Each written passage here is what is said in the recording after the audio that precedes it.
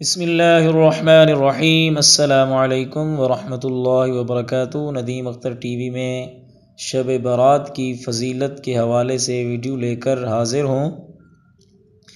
امید کرتا ہوں تمام مسلمان بہن بھائی جہاں کہیں بھی ہوں گے اللہ تعالیٰ کی رحمت و برکت سمیٹنے میں مصروف ہوں گے۔ 15 شعبان کی فضیلت کے حوالے سے آج ہم آپ کو بتائیں گے کچھ باتیں انشاءاللہ عزیز جو کہ آپ لوگوں کے علم میں بہت اضافہ کریں گی۔ شب برات کے بارے میں یہ کہنا بالکل غلط ہے کہ اس کی کوئی فضیلت حدیث سے ثابت نہیں۔ حقیقت یہ ہے کہ 10 صحابہ کرام رضوان اللہ تعالی علیہم اجمعین سے احادیث مروی ہیں جن میں نبی کریم صلی اللہ تعالی علیہ وسلم نے اس رات کی فضیلت بیان فرمائی۔ ان میں سے بعض احادیث سند کے اعتبار سے بے شک کچھ کمزور ہیں، اور ان احادیث کے کمزور ہونے کی وجہ سے بعض علماء نے یہ کہہ دیا ہے کہ اس رات کی فضیلت بے اصل ہے، لیکن حضرات محدثین اور فقہاء کا یہ فیصلہ ہے کہ اگر ایک روایت سند کے اعتبار سے کمزور ہو لیکن اس کی تائید بہت سی احادیث سے ہو جائے تو اس کی کمزوری دور ہو جاتی ہے، اور جیسا کہ میں نے عرض کیا کہ 10 صحابہ کرام سے اس کی فضیلت میں روایت موجود ہیں، لہٰذا جس رات کی فضیلت میں 10 صحابہ کرام سے روایت مروی ہوں اس کو بے بنیاد اور بے اصل کہنا بہت غلط ہے۔ اب ہم آپ کو بتائیں گے شب برات میں عبادت کیسے اور کیا کیا کرنی چاہیے۔ امت مسلمہ کے جو خیر القرون ہیں یعنی صحابہ کرام کا دور، تابعین کا دور، تبع تابعین کا دور، اس میں بھی اس رات کی فضیلت سے فائدہ اٹھانے کا اہتمام کیا جاتا رہا ہے۔ لوگ اس رات میں عبادت کا خصوصی اہتمام کرتے ہیں، لہٰذا اس کو بدعت کہنا یا بے بنیاد کہنا اور بے اصل کہنا درست بالکل نہیں ہے۔ صحیح بات یہی ہے کہ یہ فضیلت والی رات ہے، اس رات میں عبادت کرنا باعث اجر و ثواب ہے اور اس کی خصوصی اہمیت ہے۔ عبادت کا اس میں طریقہ کیا ہونا چاہیے؟ جس طرح کے لوگ اپنی طرف سے باتیں بتاتے رہتے ہیں، آج ہم آپ کو انشاءاللہ عزیز بہت ہی مستند طریقہ بتائیں گے۔ عبادت کا کوئی خاص طریقہ مقرر نہیں اس رات کا، البتہ یہ بات درست ہے کہ اس رات میں عبادت کا خاص طریقہ مقرر نہیں کہ فلاں طریقے سے عبادت کی جائے، جیسے بعض لوگوں نے اپنی طرف سے ایک طریقہ گھڑ کر یہ کہہ دیا کہ شب برات میں اس خاص طریقے سے نماز پڑھی جاتی ہے، مثلا پہلی رکعت میں فلاں سورت اتنی مرتبہ پڑھی جائے، دوسری رکعت میں فلاں سورت اتنی مرتبہ پڑھی جائے، وغیرہ وغیرہ۔ اس کا کوئی بھی ثبوت نہیں ہے، یہ بالکل بے بنیاد بات ہے، بلکہ نفلی عبادت جس قدر ہو سکے وہ اس رات میں انجام دی جائے۔ نفل نماز پڑھیں، قرآن کریم کی تلاوت کریں، ذکر کریں، تسبیح پڑھیں، دعائیں کریں، یہ ساری عبادتیں اس رات میں کی جا سکتی ہیں، لیکن کوئی خاص طریقہ ثابت نہیں ہے، اس لیے آپ بھی اس چیز سے پرہیز کریں۔ جو ہم انشاءاللہ آپ کو بتائیں گے وہ بہت ہی تاکید شدہ بات بتائیں گے۔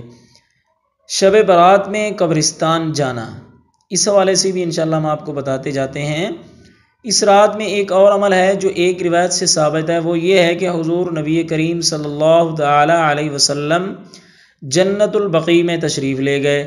اب چونکہ حضور صلی اللہ تعالی علیہ وسلم اس رات میں جنت البقیع میں تشریف لے گئے،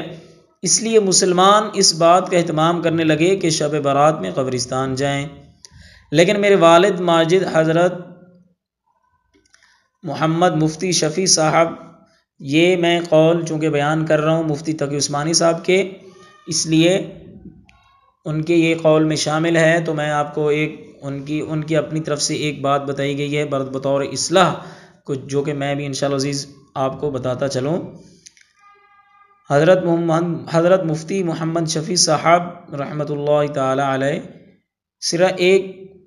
بڑی کام کی بات بیان فرمایا کرتے تھے جو ہمیشہ یاد رکھنی چاہیے۔ فرماتے تھے کہ جو چیز رسول کریم صلی اللہ تعالی علیہ وسلم سے جس درجہ میں ثابت ہو اسی درجہ میں اسے رکھنا چاہیے، اس سے آگے نہیں بڑھنا چاہیے۔ لہٰذا ساری حیات طیبہ میں رسول کریم صلی اللہ تعالی علیہ وسلم سے ایک مرتبہ جانا مروی ہے کہ آپ شب برات میں جنت البقیع تشریف لے گئے، چونکہ ایک مرتبہ جانا مروی ہے اس لیے تم بھی اگر زندگی میں ایک مرتبہ چلے جاؤ تو ٹھیک ہے، لیکن ہر شب برات میں جانے کا اہتمام کرنا یا اس کو لازم قرار دینا اور اس کو ضروری سمجھنا اور اس کو شب برات کے ارکان میں داخل کرنا اور اس کو شب برات کا لازمی حصہ سمجھنا اور اس کے بغیر یہ سمجھنا کہ شب برات نہیں ہوئی، یہ اس کو اس کے درجے سے آگے بڑھانے والی بات ہے۔ 15 شعبان کے روزے کے حوالے سے بھی ہم آپ کو بتاتے چلیں،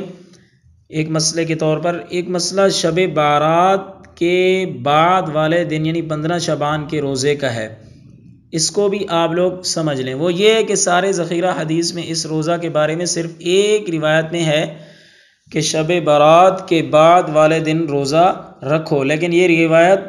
ضعیف ہے، لہذا اس روایت کی وجہ سے خاص 15 شعبان کے روزے کو سنت یا مستحب قرار دینا بعض علماء کے نزدیک درست نہیں۔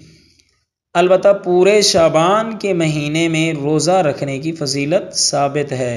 لیکن 28 اور 29 شعبان کو حضور صلی اللہ تعالی علیہ وسلم نے روزہ رکھنے سے منع فرمایا ہے کہ تاکہ رمضان سے 1-2 روز پہلے روزہ مت رکھو تاکہ رمضان کے روزوں کے لیے انسان نشاط کے ساتھ تیار رہے۔ تو امید کرتا ہوں انشاءاللہ تعالی یہ ویڈیو آپ لوگوں کے علم عمل میں ضرور اضافہ فرمائے گی۔ تو آپ لوگوں سے ہماری ایک گزارش ہے، اگر آپ نے ابھی تک ہمارے اس چینل کو سبسکرائب نہیں کیا تو ویڈیو کے نیچے سبسکرائب کے بٹن سے